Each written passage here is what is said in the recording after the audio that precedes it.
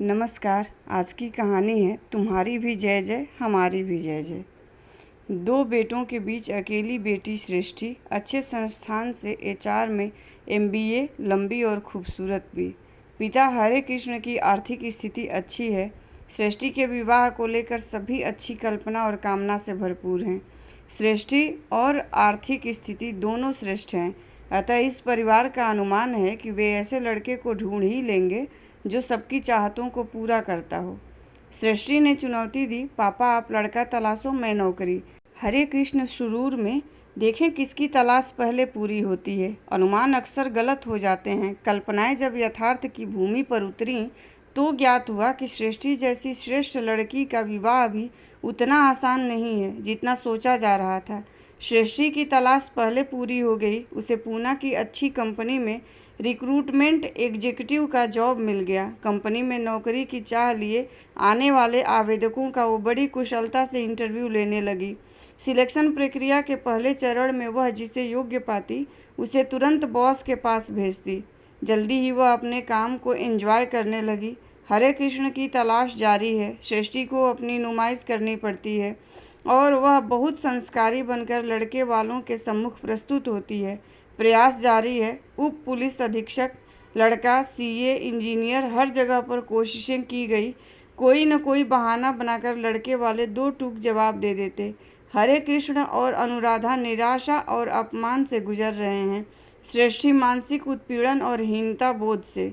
वह खुद को लेकर आश्वस्त थी। सोचा ही नहीं था कि उसे कोई लड़का रिजेक्ट कर सकता है। सोचा ही नहीं रिजेक्शन के कैसे कैसे कारण होते हैं। वो इस देखने दिखाने से तंग आ गई थी। एक दिन बहस पर उतर आई, माँ लड़का ही क्यों लड़की पसंद करता है, लड़की क्यों नहीं लड़का पसंद या नापसंद करती।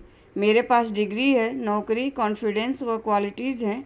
इन सब के बावजूद मुझे सिलेक्शन का अधिकार नहीं है। सृष्टि अब तो लड़की भी लड़के को देखती है। तुमने भी देखे हैं। गलत। लड़की लड़के को देखती नहीं है, खुद को दिखाती है। लड़की को लड़का पसंद है या नहीं कोई नहीं जानना चाहता। तुमने कभी नहीं पूछा मुझे कौन सा लड़का पसंद है। समाज का यही चलन है। समाज में क्या क्या तो बदल गया माँ, और क्या क्या नया आ गया। बस ये कायदा और नियम नहीं बदल रहा है, जबकि इस नियम पर चलने वालों को मुंह की खानी पड़ती है। मेरा वश चले तो मैं नियम बदल दूं कि लड़के वाले लड़की वालों को दहेज दें। आखिर लड़की जिंदगी भर लड़के और उसके परिवार की खिदमत में रहती है। सृष्टि तुम भोली हो। तुम्हें हम लोग बहुत सी बातें नहीं बताते कि तुम्हें बुरा लगेगा। एक लड़के के पिता ने तुम्हारे पापा से यहाँ तक कह दिया कि एक बार ले देकर आप तो अपनी लड़की से छुटकारा पा जाएंगे। उसका जीना मरना, हारी बीमारी, तमाम खर्च जीवन भर हमको उठाने पड़ेंगे। सृष्टि लगभग चिल्ला पड़ी, ओ गॉड, ऐसी कैलकुलेशन। माँ मैं शादी नहीं करूँगी। जहाँ संयोग होगा आसानी से बात बन जाएगी। परेशान क्यों होती हो। मेरी शादी नहीं हो रही है इसलिए मैं परेशान हूँ। तुम इस तरह क्यों सोच रही हो माँ। मैं अपनी नौकरी में खुश हूँ, सचमुच। शादी नहीं करूँगी। अकेली लड़की का रहना आसान नहीं है। रिश्तेदार वैसे भी जब तब पूछते रहते हैं कि सृष्टि की शादी कब करेंगे। हम सेमी अर्बन सेमी रूरल वाले सजा भोग रहे हैं। सामंती संस्कार हमसे नहीं छूट रहे हैं। हम खुद को बहुत आधुनिक मानते हैं, तब भी ये संस्कार अपभ्रंश के रूप में हमारे दिमाग में मौजूद हैं। तुम और पापा लड़के वालों के हाथ जोड़ते फिरते हो, जबकि मेरे ऑफिस की कुछ लड़कियां लिव इन रिलेशनशिप में हैं और खुश हैं। उन्हें कोई दिक्कत नहीं है। सृष्टि कोई भी तरीका या प्रथा ऐसी नहीं है जहाँ दिक्कत न हो। पर ये लड़कियाँ मेरी तरह नुमाइश नहीं करती। ये लड़के वाले बड़े चालाक बनते हैं। इन्हें सुंदर, शिक्षित, स्वस्थ व सलीकेदार लड़की चाहिए और लाखों का दहेज भी चाहिए। फिर भी तेवर इनका ऐसा होता है जैसे लड़की का उद्धार कर रहे हैं। बिल्कुल नहीं सोचते कि इस तरह कोई आत्मविश्वासी लड़की अपना आत्मविश्वास खो देती है। मुझे लड़के वालों की मेहरबानी नहीं चाहिए। शादी नहीं करूँगी। घर में कभी मस्ती का माहौल होता था, अब मातम का है। सृष्टि का जो आत्मविश्वास माता पिता को प्रभावित करता है, द्रवित करने लगा। सबकी चाहतों को पूरा करने वाला लड़का आकाश कुसुम की तरह होता है। आकाश कुसुम को पाने की जिद नहीं छोड़ेंगे तो सृष्टि आत्मविश्वास खो देगी। समझौता किसी नहीं करना पड़ता, बल्कि करना चाहिए। अपनी कल्पना और कामना को थोड़ा नीचे लाना होगा। तो यह जो श्रेयस अपने माता पिता व भैया भाभी के साथ सृष्टि को देखने आ रहा है, इकलौता नहीं है, लेकिन अनुराधा को संतोष है। बड़े भाई और 3 विवाहित बहनों के बाद सबसे छोटा है। सृष्टि पर दायित्व भार नहीं रहेगा। हरे कृष्ण को संतोष है। श्रेयस के पिता कृषि विश्वविद्यालय के रिटायर प्रिंसिपल हैं और फाइनेंस में MBA। श्रेयस का पैकेज 15 लाख है। उधर सृष्टि इन सब से बहुत व्यथित थी। बड़ी आरजू मिन्नत के बाद आने को तैयार हुई। आ रही हूँ माँ, पर लड़के वालों ने दम्भ दिखाया तो सबक सिखाऊंगी। लड़की वालों को नम्र होना चाहिए, नम्रता से सबक सिखाऊंगी।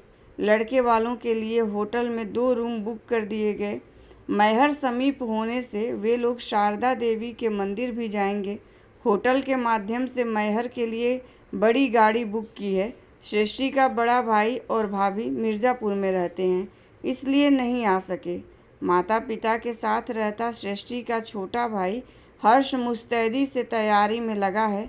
हर्ष अपनी बाइक से श्रेयस को और हरे कृष्ण कार से बाकी लोगों को रेलवे स्टेशन से होटल ले आए। पिता पुत्र का चेहरा ऐसा हो रहा है मानो कृतार्थ किए जा रहे हैं। शाम को बाइक और कार से मेहमान घर लाए गए। बैठक की सजावट देख संभावित लेन देन का अनुमान बनेगा। ऐसे प्रायोजित अवसर पर वही तयशुदा बातें होती हैं जिनका जिक्र बायोडाटा में साफ साफ छपा होता है। हरे कृष्ण जी, आपका बड़ा बेटा क्या करता है? बहू कहाँ की है? आपका नेटिव प्लेस, परिवार में और कौन कौन है? हरे कृष्ण और अनुराधा कभी हंसते कभी मुस्कुराते हुए वही बता रहे हैं जो सृष्टि के बायोडाटा में लिखा है। ऐसे मौक़ों पर लड़की वालों को वजह बेवजह हंसना पड़ता है कि खुशहाल मिलनसार परिवार जान पड़े। संकेत मिलने पर हर्ष सृष्टि को बुला लाया। जीन्स टॉप सृष्टि की फेवरेट ड्रेस है, लेकिन लड़के वालों के सम्मुख भारतीयता पर जोर देना चाहिए। वह सलवार कुर्ते और अत्यधिक सलीके से डाले गए दुपट्टे के साथ प्रस्तुत हुई। अतिथियों की खोजी नज़रें सृष्टि पर बायोडाटा से काफ़ी कुछ मालूम होने के बावजूद श्रेयस की अल्प शिक्षित माँ ने तुम्हारा नाम क्या है पूछने जैसी मूर्खता न दिखाकर यह पूछा, MBA कौन कॉलेज से की हो? यद्यपि बायोडाटा में संस्थान का नाम अंकित है, सिम्बायसिस पूना। श्रेयस के पिता बोले, तुम पूना में जॉब कर रही हो, श्रेयस दिल्ली में कैसे होगा? सृष्टि बोली, तमाम लड़कियां जॉब कर रही हैं, मैनेज हो जाता है। नीति यानी श्रेयस की भाभी नौकरी नहीं करती, कहकर पिता इस तरह मुस्कुराए कि अंदाज़ा नहीं लगाया जा सकता कि सृष्टि को नौकरी करने देंगे या नहीं। सृष्टि की इच्छा हुई, कहे, हो सकता है नीति जी मेरी तरह डिजर्विंग न हो सकता है नौकरी न करना चाहती हूँ, हो सकता है नौकरी न मिल रही हो, पर नहीं कहा, वरना लड़की तेज है का ठप्पा लग जाएगा। डिनर के बाद हर्ष सृष्टि और श्रेयस को छत पर छोड़ गया कि श्रेयस सृष्टि से कुछ पूछना चाहता हो तो पूछ ले। श्रेयस ने अब तक कई लड़कियों को छेड़ा है। एक लड़की से एक तरफा प्रेम किया, 2 लड़कियों से ब्रेकअप हो चुका है, 3 लड़कियों को रिजेक्ट किया, 2 लड़कियों को लटकाए हुए है कि सोचने के लिए वक्त चाहिए। इस वक्त असमंजस में शांत बैठा है। आत्मविश्वास से भरपूर सृष्टि रोमियो टाइप लड़कों को टाइट करना जानती है। अपने बॉस के गलत इरादे को नेस्तनाबूद कर चुकी है। आवेदकों का इंटरव्यू कुशलतापूर्वक लेती है, पर वो भी इस वक्त असमंजस में शांत बैठी है। आखिर श्रेयस ने बात शुरू की, आप पूना में जॉब करती हैं, मैं दिल्ली में। डिस्टेंस मैरिज में फैमिली लाइफ प्रभावित होती है। दोनों मिलकर एडजस्ट करें तो कोई परेशानी नहीं होती। वैसे मैं रिक्वेस्ट करूंगी मुझे दिल्ली ऑफिस में भेज दिया जाए, या जॉब छोड़कर दिल्ली में दूसरे जॉब के लिए ट्राई करूंगी। कहते हुए सृष्टि ने निर्णायक नज़र से श्रेयस को देखा। लंबा और हैंडसम है, सामने के बाल गिर गए हैं, पर केश पतन से भव्य दिखता ललाट इसे बुद्धिमान दर्शा रहा है।